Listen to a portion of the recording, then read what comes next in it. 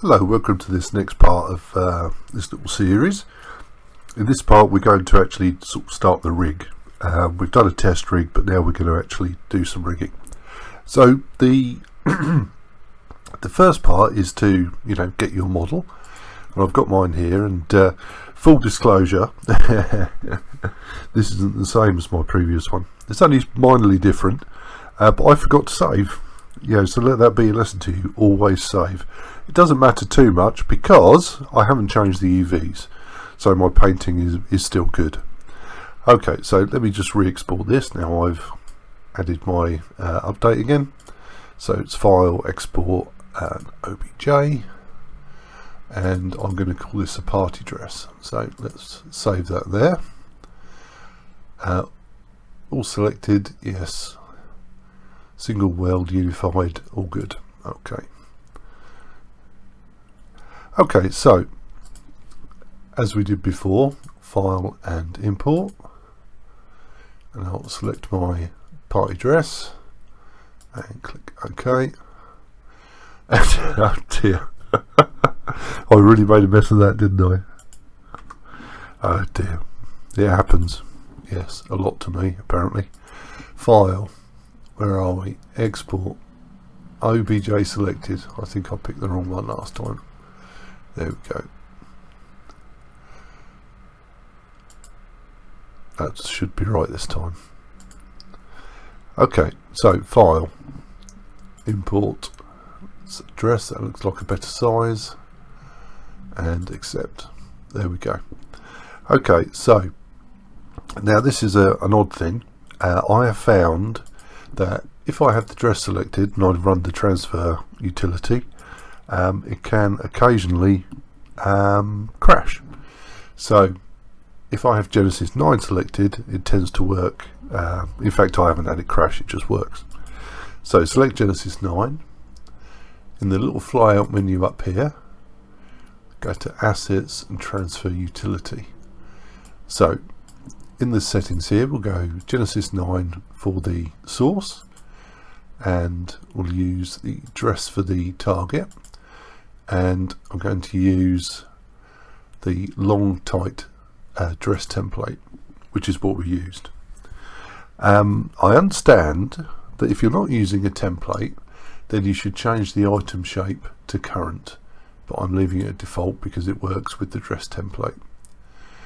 So let's hit accept and let that go through. Hopefully, don't crash on me, don't make me a liar. There we go, and that seems good. So just to give it a quick test, I'm going to go to some poses. I'll just use the defaults, and I'll put it through a couple of poses just to see what happens.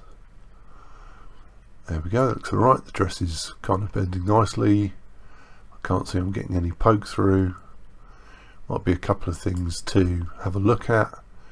What else? Let's try one with her legs a little bit further, striding further apart. See, I'm getting a little bit of poke there. That might be something I need to deal with. And let's try this one. Yeah, not too bad. Okay, so that is my initial rig, but it's not the end of the game. If I select the part of Genesis now, I can come up here and restore figure pose. There we go. You may notice that despite our attempts to get it real close to the avatar in Marvelous Designer, see it's relatively close here. It's not in DAZ, and I believe that's because there's just a tiny little size difference between the two. So the reason I've done this, fully knowing that there'll be a little size difference, this little bit of gap, is because I want to project the maps from the template onto the dress. That will get me my maps, and now I'm going to replace the mesh with a different dress. So I'm just going to select the avatar in here and delete it with the delete key, and then I'll do a file and an import, and I'm going to import my where are we? My base shape. So I've got a base shape here, my 9 base shape, my Genesis 9 base shape, and just click OK.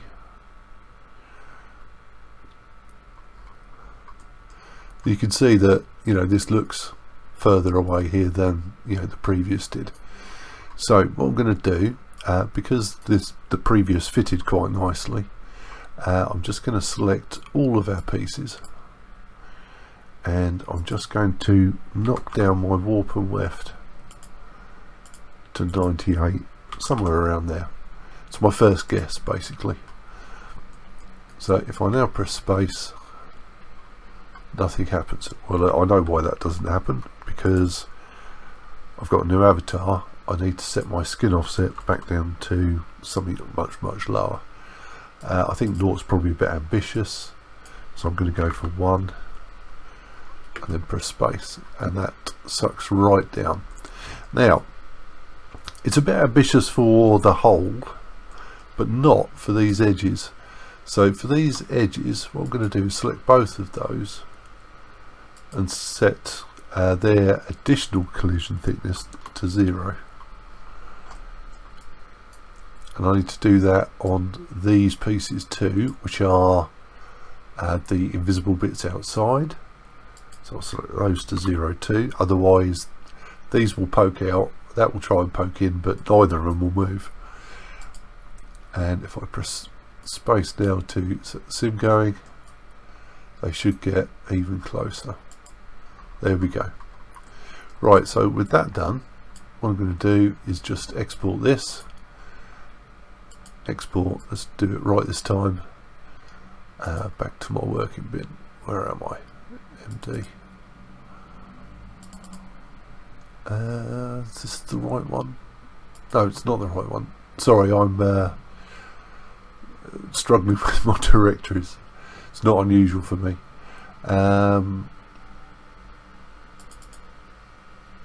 Yes, body shape. That's what I want. So I'm gonna.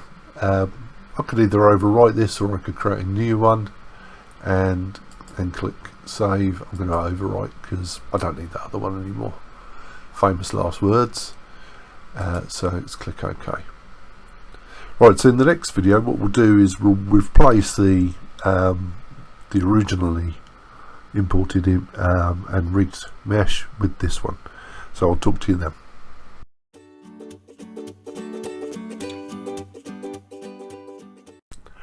Okay, so we've got the dress selected over here in the scene, and then we'll go to edit and figure, and then geometry, it's here, and then update base geometry. Select update vert positions and then select your file. Then we can use the party dress, there we go, and click accept. This is the standard import dialog, just in case you've made it at like a different scale or something for some bizarre and inexplicable reason.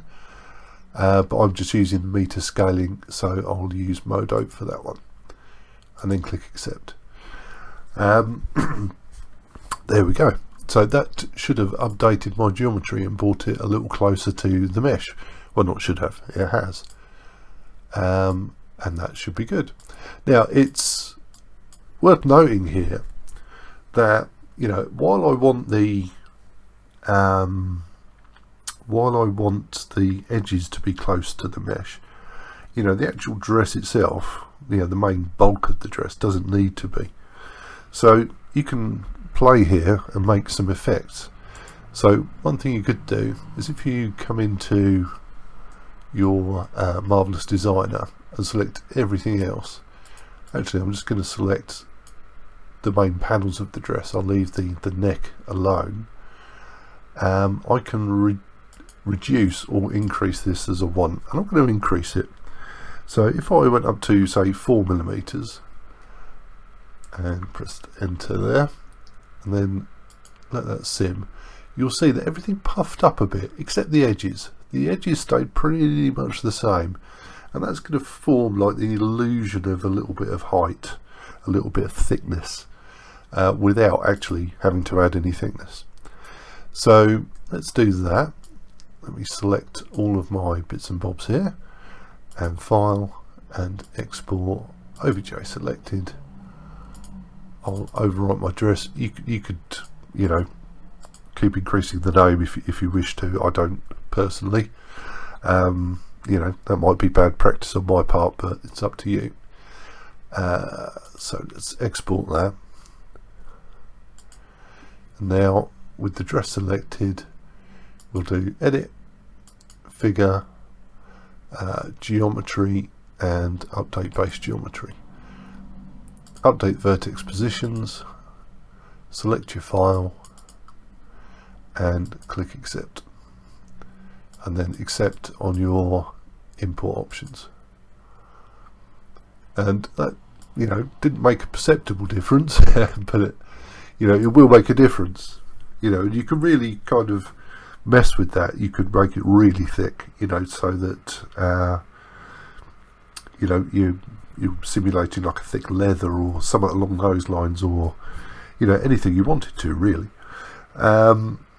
It's just, you know, something you can do. And I've shown you the way to replace the geometry, because I don't see it sort of featured an awful lot, and I've often needed to replace it for one reason or another. So yes, I thought I'd include it.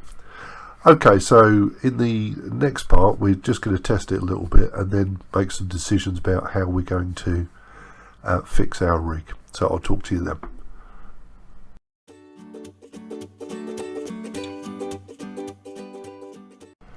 Okay, so I said we had some kind of decisions to make, and we've got basically a couple of options.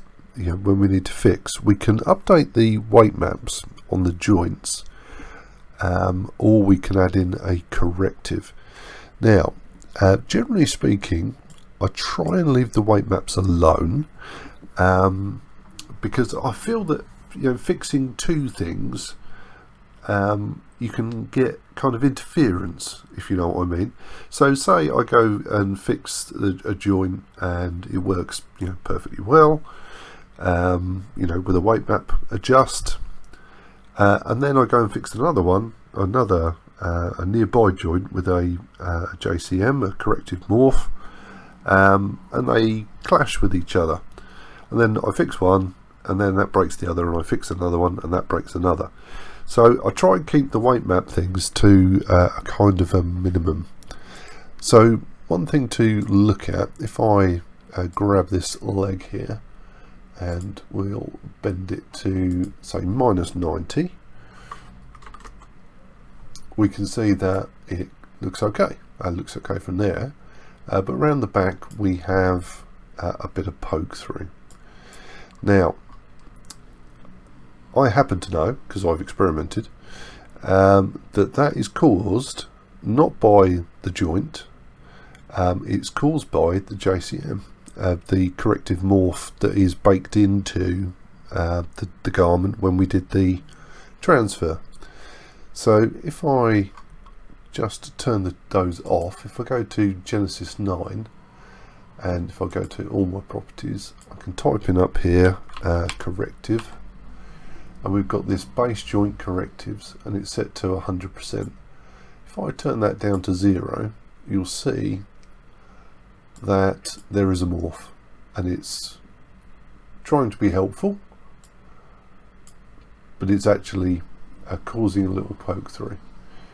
And if I actually turn it off and look at the front, it's being really helpful, because, you know, this is completely broken without it. So for this particular joint, I would update the corrective morph, just add a little bit to it to make it work properly. However, for bones, and the breastbone is a good example of this. Let me just reset this. If I select one of the pectorals, and we can update this So if I do up down, up is not so bad, down is a little bit crinkly. And if I go say, whoops, didn't mean that to be that, I mean that to be that. If I go side to side, that one's okay, and that one's okay. So let's just use the reset on there. So for minor kind of things like this, where moving a joint kind of doesn't break the mesh, but it makes it crinkle a little bit, that is a kind of a minor thing, and I wouldn't correct that with the JCM. I'd correct that with the map, because I know that's going to be a very small kind of update.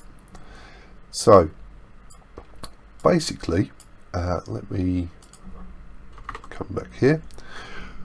The process is to go through each joint and update either via the map or via a JCM, sometimes via both, on your model. And it's generally best to work sort of like from the outer to the inner, and by that I mean so the foot and the toes, for example, are the very outer to this little sort of link chain of bones that goes up the leg. So I would start at the bottom and move up the leg. Similarly on the arms, I would start at the hands and move up.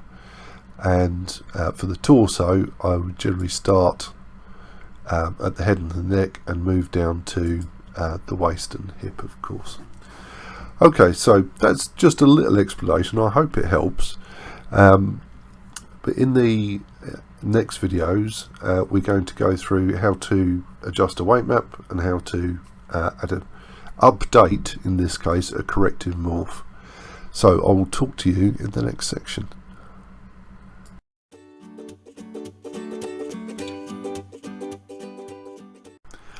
Okay, so let's have a go at a weight map first. So if I'm going to zoom in, I happen to know that on the breast here, or the pec bone, that if I go down, I'm going to get a little crunching around here. So what I want to do is update that joint. So for that I need the weight map brush, and then I need the tool settings tab, and then select the weight map, and then I need to actually select the joint. So I've got Genesis selected, and I need the dress. So if I right click here, I can select the party dress, and then right click again, and I can select right pectoral, and then I just need to reselect the weight map. And you'll see this is kind of projected quite nicely, but just around the bottom edge here, you can see that crinkliness happening, and all I really need to do here is smooth that out. So on the smoothing tool on the tool settings palette, we can change the size of the brush and its intensity, but generally speaking what I do here is I kind of zoom in and out, because the brush, you know, in terms of screen size, doesn't really change size. If I point somewhere around there, it stays in proportion to the screen. So when I zoom in, I get essentially a bigger brush. I hope that makes some sort of sense. So it's kind of easier than just, you know, adjusting the brush size every once in a while. Saying that, I am going to adjust it because this is too small for this particular area. So let me set the outer radius a little higher. There we go, and I'll set the inner radius a little higher also. Just double both those, and then I'm just going to brush ever so lightly over that area. And as you brush, you should see that that comes out. It's best not to be too harsh with it. You need to be quite gentle. I don't want to make a huge change, because, you know, the projection has done a pretty good job. Just need some tweaks. Okay, so as well as that one, of course, I'm going to need to do the other side also. So let me right click here, select party dress, select left pectoral. I could, whoops, didn't mean to do that, use the up down. Whoa, what's going on here? Oh, that's because I'm on the dress. Silly man. I need to select Genesis. Where's Genesis? Let me select Genesis. Alright, I'll switch back to the selection tool. So Genesis 9, left pectoral. Let's move that down so that we can see the error, and then back to our weight map brush. Now I need to select the party dress, and the left pec, have the weight map selected, and just smooth. Just a little smooth should do the job. Okay. So that's the general principle of updating a weight map. Try not to, do too much of an update. Be gentle, and for every joint you need to bend it. Go side to side, up, down, whatever the options are. You need to check all of those and update the map accordingly. It's a long process if you went through every single map, but the joy of the template that we use to project here and that we built our mesh on is that it's going to get a pretty good fit in most places, especially if it's a really tight garment. Let's be honest, the more fussy the garment is, the more kind of flaps and folds and bits and bobs it's got, the more you're going to have to work on this particular part. Okay, so that's the weight map side of things. The next thing I'll do is show you the updating of a corrective morph. So I'll talk to you in a moment.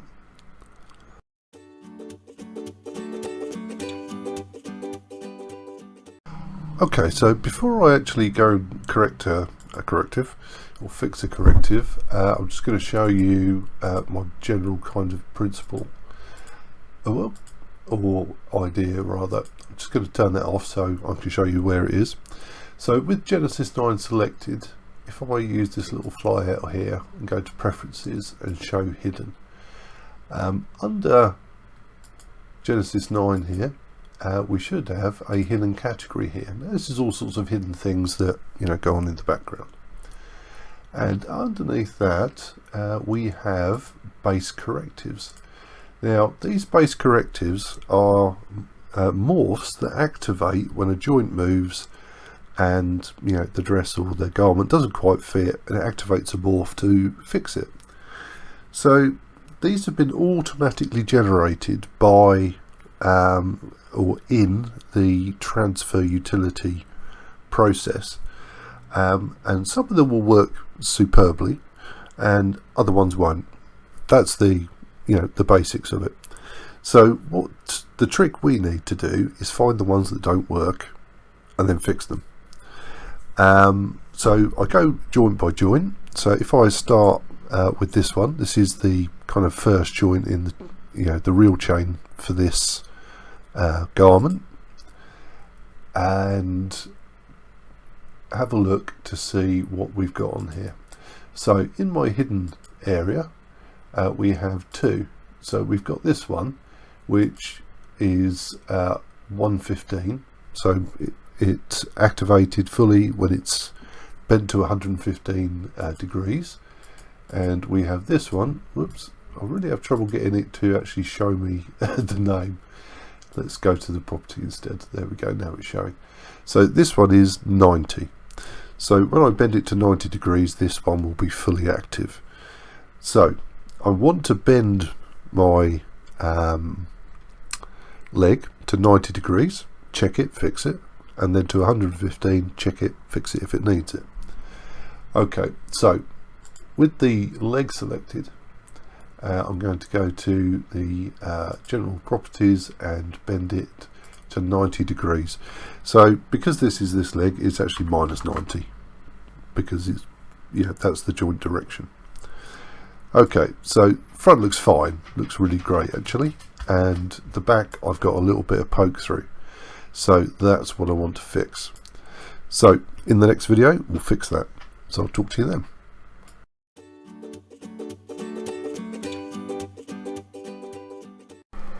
Okay, just before we go on, just remember from the last joint you corrected, you might have some transform on your model. So before you start this, you can reset the model, and the keyboard shortcut from that is Control Shift and F. That's F for Freddy. I generally like to have Genesis selected when I do that, and that will correct any morphs, any transforms, and we'll be starting from scratch. Okay, so let's put my leg back. Where are we? Bend, bend, bend, bend. Minus 90. There we go. Okay, so now I want to have a look at this, and of course I've got my little bit of poke through down there, and I want to correct that. So first thing I need to know is which morph am I correcting, and we can find that out by, if I select the dress, where is it? It's here, and then by show hidden parameters on, I click on currently used, and what we can see is that this one here, the body thigh 90, is the one I want to update. So I'm going to go to parameter settings and just copy this name, because that will make our life considerably easier. Okay, now there's always more than one way of doing things, but in my opinion the ZBrush bridge is just the quickest way of doing this. There are advantages and disadvantages in all sorts of ways. The disadvantage of ZBrush is it's not the cheapest thing in the world, but the advantage is it's really efficient, and the bridge makes it really efficient. So you could do it with the hex bridge, you could export your models and fix it like that way, but bear in mind that on a even a simple garment you could have a lot of things to correct. And if you have a lot of things to correct, one of the most important things for me personally is I can do it quickly and efficiently. So much as I'd like it not to be, ZBrush is the tool for the job. Okay, so with Genesis selected, we can now press the ZBrush bridge, or Go Z, on export with deformations on, and then click accept. And in a moment or two it should launch ZBrush for me. There we go, and I'll close that down and just hide this panel. So to draw it out, what I need to do is go onto the subtool and just make sure that we've got our Genesis selected down here, and then I can draw it out. Doesn't matter if you can see it, it's all a bit bad really. And then let go when you're ready. Now this is very important. You now click the edit button. If you don't click the edit button, when you draw again in the screen, it will just draw another copy of your subtool, which is completely not what we want. Okay, so let's just hit the frame button, and now we can see we've got all of our things in here, and we can update them. So on the subtool menu here, if I slide up, I should have the dress. So if I select the dress, it now becomes active. Everything else has become darker, and it's a bit brighter, and we can rotate round and have a look and see what we perhaps could do. So it's going to zoom in a little bit. There we go, and then just rotate it down. Excuse me. Okay, so what I want to do is just basically pull this out, and for that I just need basically a smaller brush. So let me take the brush size down, and the Z intensity, which is kind of the strength of the brush, I want to take that down as well, because if I do it with even the default Z intensity, it's going to create a nasty bulge, which I'm then going to have to smooth out, which is another step I could really do without. Right, so with that done, I should just be able to draw on here and have it pull out. And as you can see, it might be hard to see, but it's doing it gradually. Let me increase my Z intensity. I think might have been a bit harsh on myself for that one. There we go. I'm just drawing over it until it is right. There we go. So once you've corrected it, let me just have a go around the side. That looks okay. I haven't got any nasty bulge there. Once you've got that done, you can click the Go Z button. I've just left this up just in case you get it. I'm just going to say don't show again. I'm not interested. And then you'll be presented in DAZ with this dialog. And what you want is update geometry, create morph, and then just we want the advanced options. So where is it? There's the advanced option. So under there, in the name, I want to just double click into that and click paste. That's the name of the morph I'm overwriting. So the reason this is kind of simpler is because this morph already exists. All of the links that drive it are already there. I don't have to create them. So I'm overwriting this one, I'm correcting, and I want to right click and put deltas only, and reverse deformations I should have as yes. And with that done, that should be it. If we hit accept, when I go around the back now, you'll see that that is fixed. And if I just reset the model with Shift Control F, there we go, and then select the dress, I just want to make sure it's turned off. Where is it? It's there. There we go. So in my currently used now, it's not there anymore. It's it's turned off. If I grab this leg and bend it a little bit, maybe not even to 90, perhaps just about halfway, and then go back and select the dress, we should see in our currently used it is partially turned on, and there we go. So that is correcting an existing corrective. Correcting an existing corrective. Yeah, that sounds like too much use of the word correct. So I've kind of cheated, gone sideways a bit by updating what was initially there. I'm not having to do anything like freeze ERC and all that sort of stuff. I'm just correcting what's there. Once you've corrected all the correctives, if they're if they need it, and you still have some issues and some poke through and some things you want to update, then you might have to go and create your own corrective, which is something we'll deal with in another section. Okay, so the next thing to do then is go through all of the joints, fix the ones that need fixing, and job done. So in the next section then, I think we'll have a look at making our own corrective, if I can find somewhere that doesn't work particularly badly, and then we'll move on from there. So I'll talk to you soon.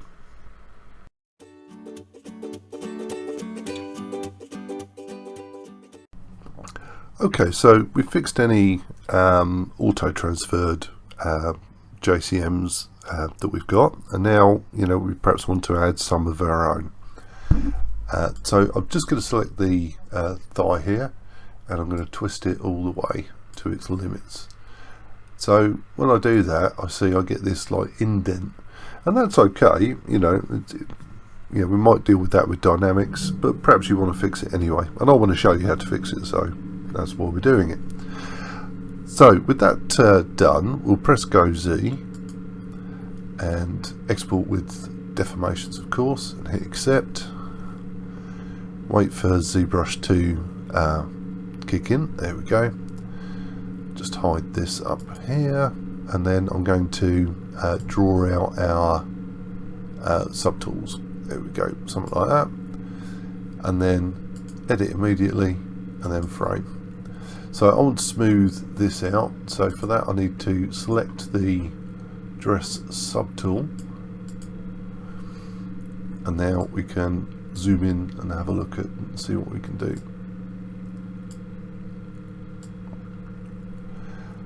Okay, so my brush is way too big, so let's make that a bit smaller. And perhaps, you know, I don't really want to affect everything here, so I could, you know, use a mask perhaps. So if I press or go to the very front view, I'm going to press Control, and I'm just going to draw out just to start off the mesh, and then come in to mask some areas out. So I'm only going to really affect this, and if I want to remove some of this mask, it's I believe it's Control Alt, and then I can perhaps paint some of that out. So now I'm only going to affect, you know, what's unmasked. So let's just rotate around a bit to have a look. So what I'm going to do here is just smooth this out a little bit. So press Shift and then just give that a little smooth, and that takes away some of the unpleasantness. You could work much harder on that, of course, you know, to get it as you want. And yeah, so if I just mask, press Control and just draw the mask off the figure, it will clear the mask. So back to Go Z again, and now we create morph. We want to give this morph a name, so I'm going to give it a prefix for my potential product. If you're going to do this for production, you're going to sell it through the DAZ store, then you have to follow the naming convention. But if you're doing it for yourself, of course, you can, you know, do whatever you like. So I'm going to call it FGP dress, just for brevity. Then body, which is basically what it's on. Whoops. If I could type. Okay, it's a corrective. I think that's CRM. It will be thigh 75, and then N for negative, and then at the very end, it's the left thigh, so L. You can refer to the you know, DAZ standards for this if you're doing it for production. Otherwise, you know, it doesn't matter what the name's called. You know, you can call it Fred if you like, if you're using it for yourself. But if you're doing it for production, you have to follow their convention, and that's in the like PA support docs, I think. Okay, so reverse deformations, yes. Overwrite existing, but make unique, because this is a brand new morph, and then we'll click accept. And now if I select the dress and go to my morphs, wherever they've gone, where's the left thigh? No, come on, they're here somewhere. Ah, here we are. Morphs, I've got a ZBrush morph set, and I've got FG body, corrective morph thigh, that's the one. Okay, so if I dial this up, you'll see that, you know, kind of smoothed out nicely. There we go. Okay, so now we want to teach the you know, the dress to turn that morph on when the leg is twisted in that direction. So if we go into transforms and rotation, we want to now pop this into edit mode. So if I right click edit, it's Y rotate, so we want to activate the CRM for that. So if we go onto the thigh, I have a little bit of a thing here. If I right click up here, not right click, sorry, if I go select the dress and go to MISC, we've got this redirect transforms. If I turn that to auto fit transforms, I'm going to see much better what's going on. So now if I go back to the left thigh and rotations, See, now I can see that this one is the joint. It's at minus 75. It's got a movement on it. In the default mode, you don't see that at all. Anyway, so you need to be in edit mode now. So right click and edit mode, and then on our rotations, I want to right click here and come down and ERC freeze.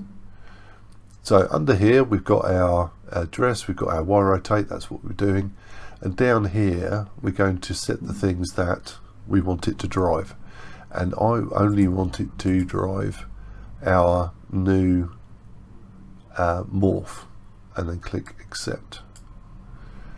Okay, so let's reset the transform, and if I select the leg and whoops, rotate that to 90 degrees, I can go and select the dress, go on to currently used, and you should see then your dress, body, CRM, etc. And it's at 100%, it's activated, so perfect. Okay, so I just want to do a bit of changing here, so I'm going to go to parameter settings. I'm going to set this to 0, the minimum to 0, because I don't want it to go negative, that would just go crazy. Also, the path is in Morphs and ZBrush, and I don't want it to be in there. I want it to be in hidden and base correctives. Actually, I want it to be in hidden base correctives legs. There we go. And I also want it to be hidden, because you know nobody needs to see it. It's not necessary for people to see. So there we go. And then I'll hit accept, and you see that's gone kind of blank, because that's how hidden properties look. And if I go to show hidden, it's now completely gone. Okay, so that's creating a custom JCM. In the next one, we're going to have a look at the next stage of fixing, you know, preparing the garment for use. So I'll talk to you then.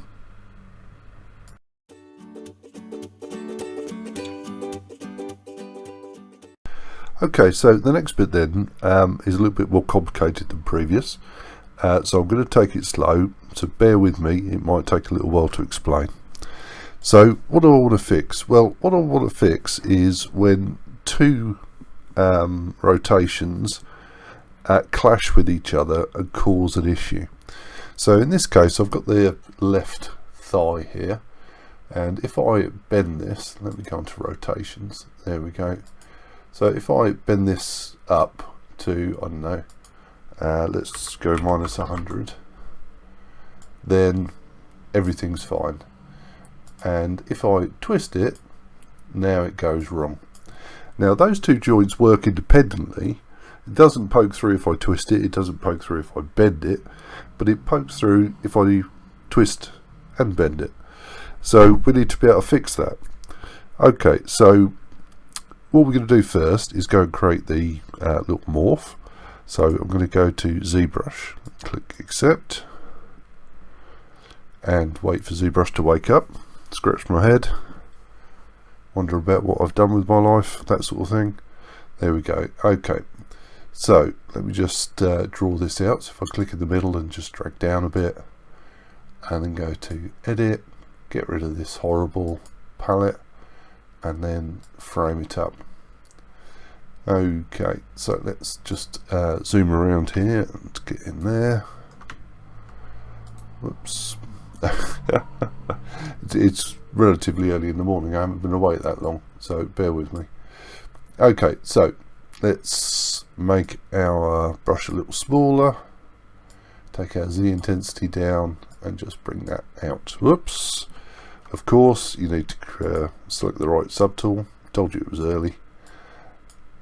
There we go, and I'll just bring that out. Okay, so I'm going to go Z, and then in here I'm going to go back to the basic, and I'm going to call this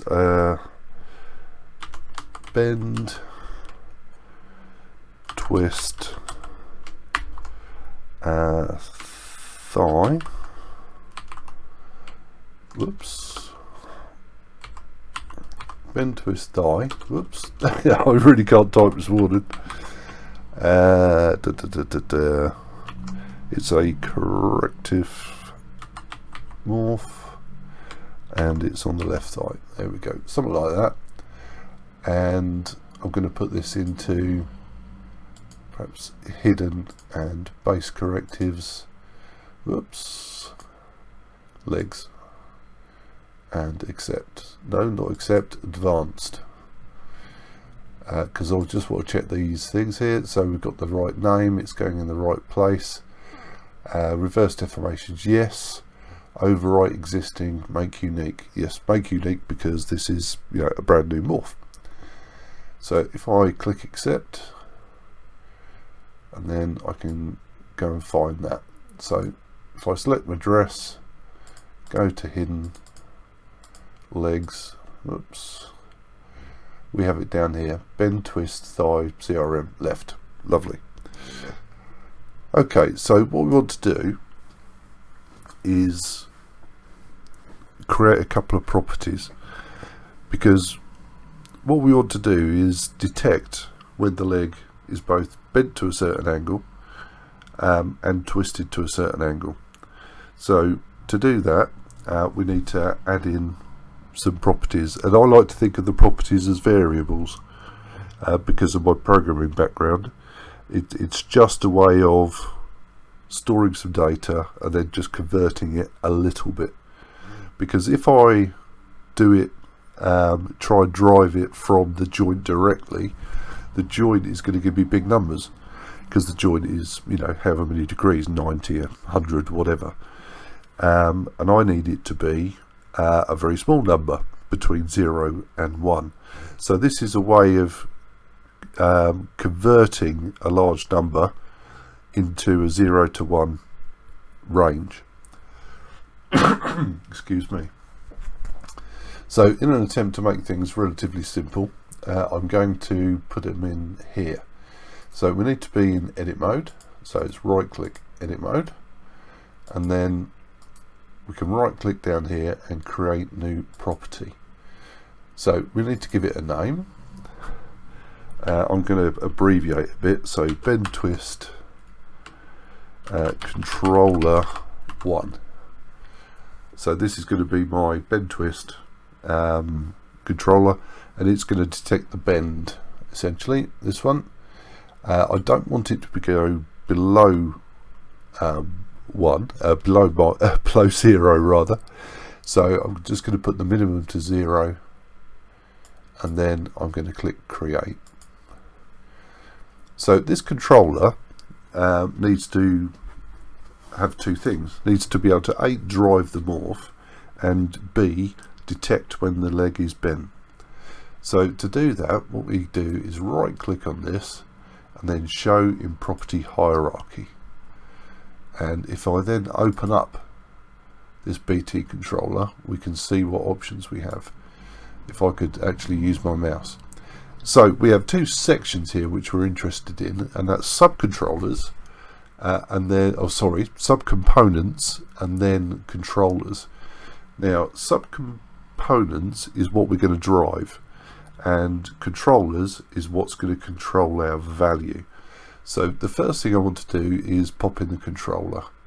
So I'm going to open that up. So we only want a first stage controller at the moment, and that is going to be our leg bend. So if I select this, the left thigh here, and on the bend I can click and drag onto the first stage controller, and that will add that in. Now we're not quite finished because we need to change this scaler.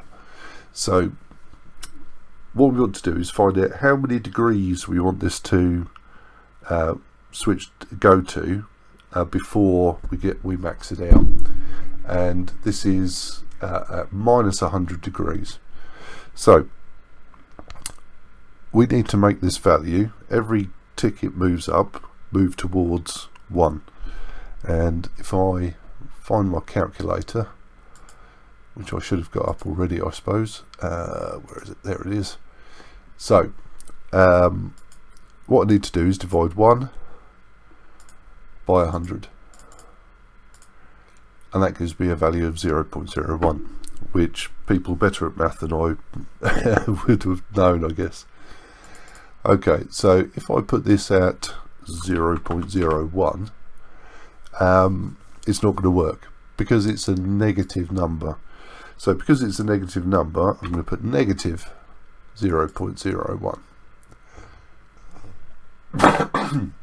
Excuse me. And that should do the trick. Now, if I reselect our thigh here, we should see under hidden, whoops, wherever I find it.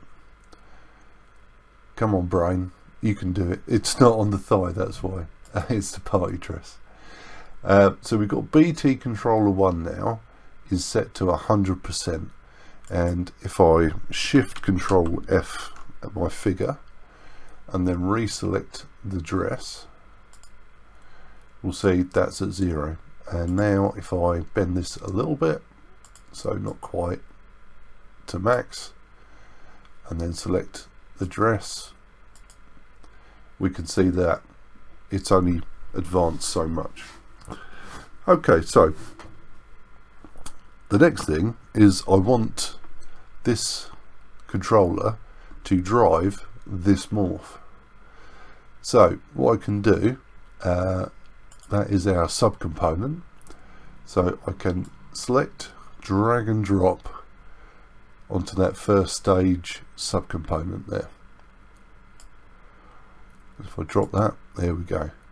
So now you can see that, well, BT controller 1 is turned on. We are advancing our morph. I'm just going to go onto this morph and go to parameter settings and just set that to 0. There we go. That's better. I don't like, it doesn't want to go below 0, so there. Okay, so that's our first stage, but we have 2 joints here that we're interested in. So in the next little section we're going to add in a second controller which is going to help drive this so that the morph is only fully on when both conditions are met. So I will talk to you then.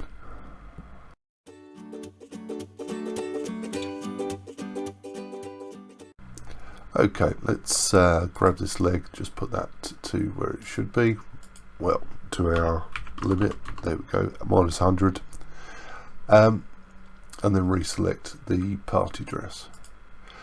Okay, so this is all very well, and this would essentially be a single rotation JCM. You know, this is the manual kind of way of setting that up. But now, if I add a new property, and this I'll call BT, did I call it corrective? No, controller 2. And again, I want that to be minimum of 0, and then I'll click create. I'll put it in the hidden base corrective legs. Yes, lovely. There we go. Okay, so this one I want to be controlled by twist. So if I select it, right click and go to my shown property hierarchy, what I want here is this subcomponent, not subcomponent, sorry, the controller to use the twist. So if I select the leg again, I'm going to grab twist and drag and drop that onto my first stage controller. And of course, if I open these all up, the scalar is 1, but I don't want it to be 1.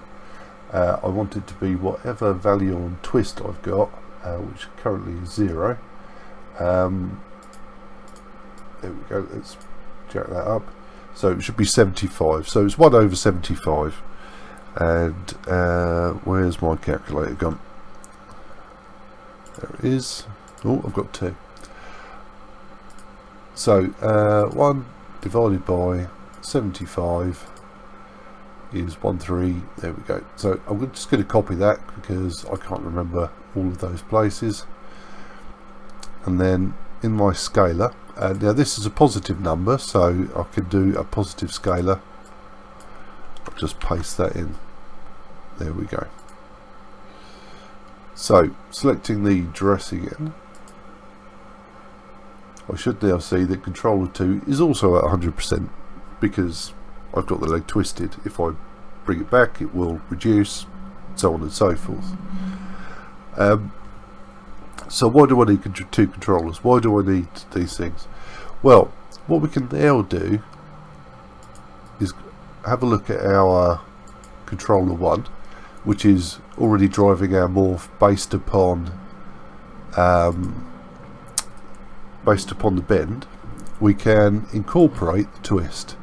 So let me just have a look at that. So this is the second stage controller. Now the first stage is add multiply. Sorry, not add multiply, it's add subtract, madman. The second stage is multiply. So if I take the value of the bend and multiply it by the value of the twist, I'll end up with a value no greater than 1. Because if either of them is below 1, it will be less than 1. And if either of them is, if both of them are 1, it will be 100%.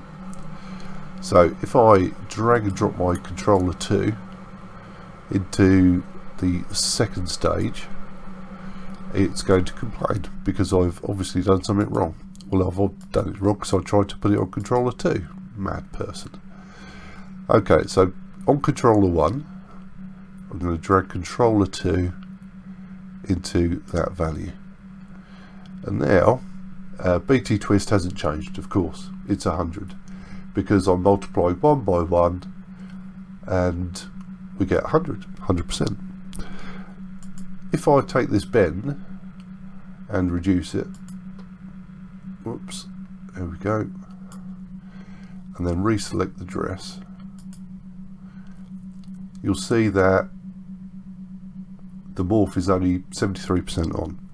That's because the twist is fully on, so it's 100%, so 1 times 0.73 is 73%. Spot on. And if I go and use my twist here and reduce that and then go back to the dress to have a look, we'll see we've got 15 and 11, and it comes out at about 11, which seems odd, but yeah, that kind of works. And yeah, so let me go back to the leg. There we go. And if I twist this